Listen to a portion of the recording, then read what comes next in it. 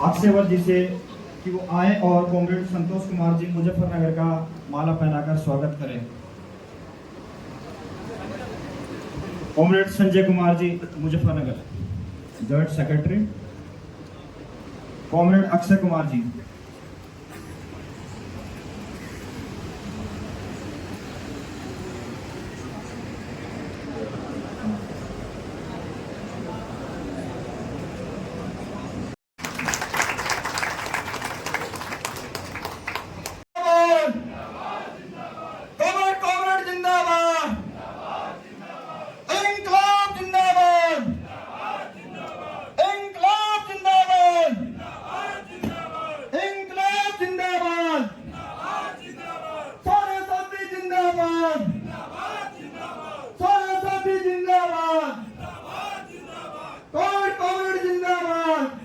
माला पहनाकर स्वागत करें। ध्वनि को भी हमारे सम्मानीय नेता सीएचक्यू के सेक्रेटरी जनरल कॉमरेड रूपक सरकार सर से आग्रह करूंगा कि आप आए और अपने उद्बोधन से सभा को माननीय कॉमरेड रूपक सरकार।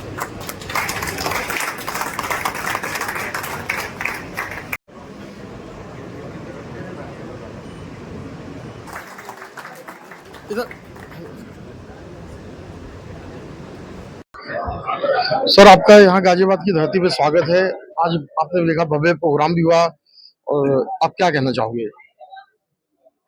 आज यहाँ पर इन लोगों का 14th जो हम लोगों का फाइनल डेलीगेट कॉन्फ्रेंस होता है, यहाँ पर हमारा यूपी वेस्ट सर्किल जो हमारा 18 सर्किल में से एक बड़ा सर्किल है, इस सर्किल का कॉन्फ्रेंस आज यहाँ पर आयोजित किया गया है। वो कॉन्फ्रेंस का इनॉग्रेशन के लिए हम लोग बधा रहे हैं दिल्ली से। तो कॉन्फ्रेंस में हम लोगों का यहाँ पर डिस्कशन होगा, हमारा जो इश्यूज है। एक तो है कि सेंट्रल गवर्नमेंट का जो टोटल जो एम्प्लॉइज है सबके लिए इश्यूज है कि हमारा 8th पे कमीशन का गठन करने का मांग गवर्नमेंट सरकार ने पूरा करे। साथ में जो एनपीएस ओपीएस इश्यू है कि हमारा जो एनपीएस साथी है वो एक ही साथ एक ही काम कर रहे हैं, लेकिन उनको एनपीएस में शामिल किया गया, उनको ओपीएस में कन्वर्ट करे गवर्नमेंट। ये दोनों तो मुद्दा सबके लिए है, और हमारा विभाग के लिए जो भी मुद्दा है वो हम लोग उसमें काम कर रहे हैं, जिसमें से कुछ ये होने जा रहे हैं और कुछ अभी बाकी है। जैसे हमारा रिक्रूटमेंट रूल्स है, जिसमें इंटरचर्च ट्रांसफर है, हमारा कैडर स्ट्रक्चरिंग है, उसमें हम लोग चर्चा किया है और इनॉग्रेशन सेशन में हमने रखा है। अभी लॉन्च का बाद हम यहाँ पर जितना सारा डेलीगेट्स पूरा यूपी वेस्ट रीजन से जिन लोग आए हैं इन लोग डिस्कस करेंगे। उसके बाद एक डिमांड और इसको यहाँ पर रेजोल्यूशन लेंगे, फिर हम लोगों को भेजेंगे और यहाँ पर चीफ कमिश्नर को भी दिया जाएगा। चीफ कमिश्नर को इसको पूरा करने के लिए, डिमांड को हासिल करने के लिए जो कार्रवाई करना है बाद में हम लोग डिसीजन करेंगे। तिवारी जी, आपने पुरानी बातें भी याद दिलाई, संघर्ष का जो संगठन के संघर्ष के बारे में बताया, तो अब आगे की क्या रूपरेखा रहेगी आपकी? हम आगे जो भी हमारे डिमांड्स हैं उनको पूरा करने के लिए हम पहले रिक्वेस्ट करते हैं गवर्नमेंट से, केंद्रीय प्रत्यक्ष कर बोर्ड से। हमारा जो लोकल की डिमांड है वो चीफ कमिश्नर से।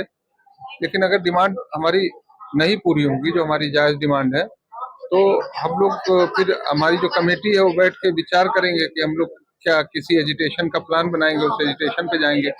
आज तमाम बहुत सारे इश्यूज हैं जिन पर इस कॉन्फ्रेंस में चर्चा होगी, और चर्चा होने के बाद आगे का क्या कार्यक्रम है उसकी रूपरेखा यहाँ से तय होगी।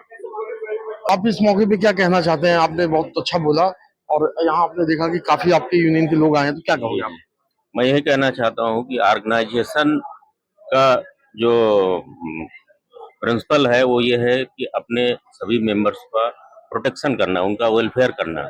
और आज के दौर में बहुत सारे चैलेंजेज ऑर्गेनाइजेशन को चलाने में हो रही हैं, तो ऐसे में हमारी लीडरशिप का मोटिवेशन बहुत ज़रूरी है। और जिसमें हमारे सीएचक्यू का जो लीडरशिप है वो हम लोग को आके समय समय पर प्रोत्साहित करता है, और ऑर्गेनाइजेशन में क्या क्या एक्टिविटीज़ होनी चाहिए, गवर्नमेंट से पॉलिसीज इशू पे कैसे हम लोग किस स्थिति में डिस्कशन चल रहा है या क्या हमारा उसका आउटकम है।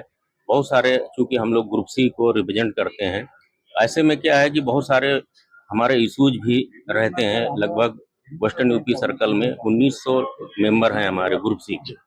तो स्वाभाविक सी बात है कि उनकी समस्याएं भी काफ़ी होंगी, लेकिन हमारा CHQ का लीडरशिप बहुत ही प्रोएक्टिवली हमारे सभी मेंबर्स के प्रोटेक्शन के लिए, वेलफेयर के लिए सदैव सर्किल और रीजन सभी को सहयोग करता है, गाइडेंस करता है, जिससे हम लोग अपने सभी मेंबर्स के वेलफेयर का प्रोटेक्शन कर पाते हैं।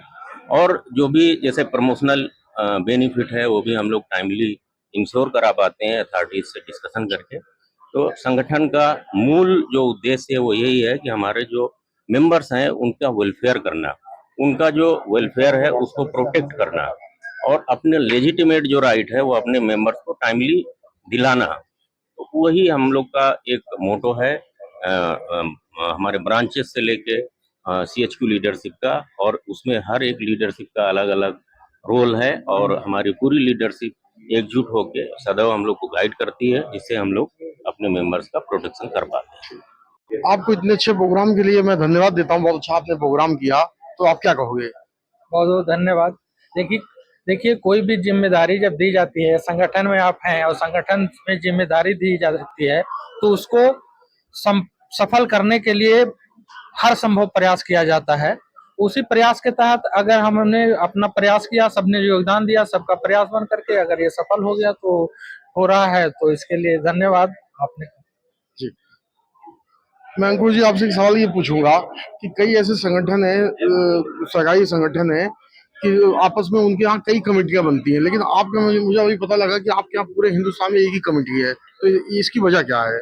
यह बिल्कुल सच है कि हमारा संगठन 1953 से एकजुट होकर कार्य कर रहा है। जैसा कि आपने कहा कि अन्य सरकारी संगठनों में तरह तरह के कैडर वाइज संगठन बने हुए हैं, लेकिन हमारा जो संगठन आयकर कर्मचारी महासंघ है वो ग्रुप सी का एकजुट एक ही संगठन है। ऑल ओवर इंडिया में सिर्फ एक संगठन है और उसका हेडक्वार्टर हमारा CHQ न्यू दिल्ली में है। अलग अलग ब्रांचे में अलग अलग सर्किल्स होते हैं। 18 सर्किल हम CHQ रिप्रेजेंट करता है।